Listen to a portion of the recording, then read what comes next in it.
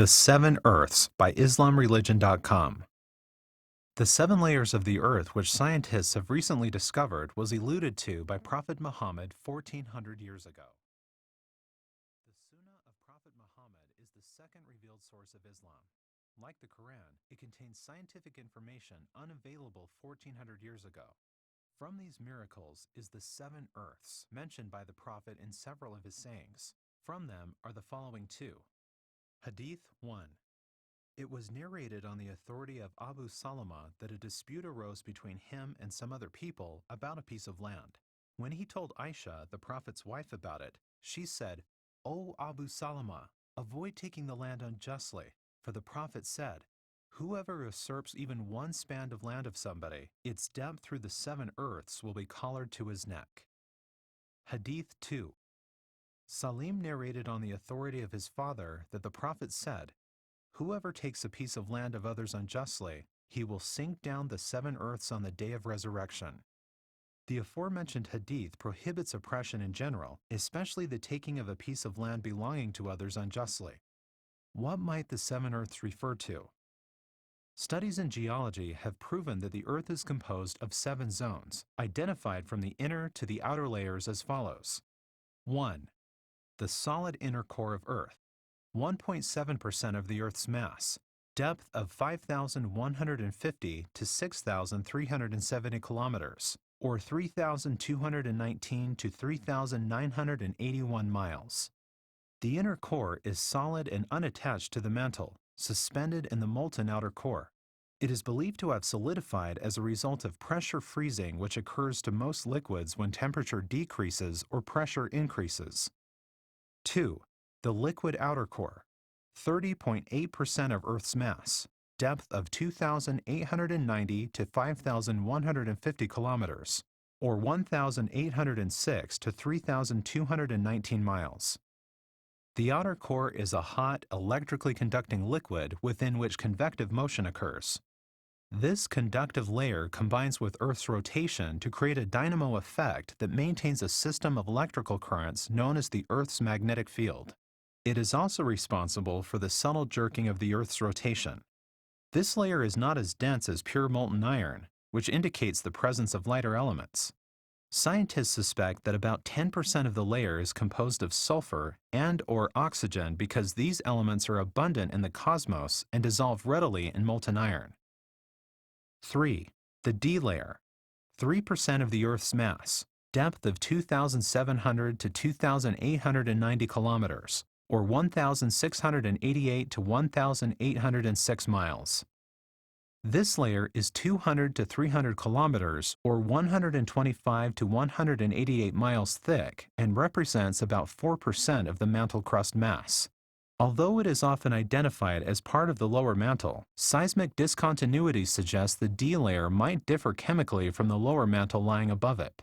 Scientists theorize that the material either dissolved in the core or was able to sink through the mantle but not into the core because of its density. 4. Lower mantle, 49.2% of the Earth's mass, depth of 650 to 2,890 kilometers, or 406 to 1,806 miles. The lower mantle contains 72.9% of the mantle crust mass and is probably composed mainly of silicon, magnesium, and oxygen.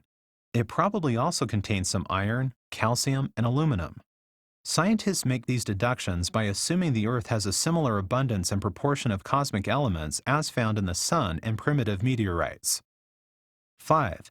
Middle mantle, or transition region, 7.5% of the Earth's mass, depth of 400 to 650 kilometers, or 250 to 406 miles. The transition region, or mesosphere, for middle mantle, sometimes called the fertile layer, contains 11.1% of the mantle crust mass and is the source of basaltic magmas. It also contains calcium, aluminum, and garnet, which is a complex aluminum-bearing silicate mineral. This layer is dense when cold because of the garnet. It is buoyant when hot because these minerals melt easily to form basalt, which can then rise through the upper layers as magma. 6. Upper mantle, 10.3% of the Earth's mass, depth of 10 to 400 kilometers, or 6 to 250 miles. The upper mantle contains 15.3% of the mantle crust mass.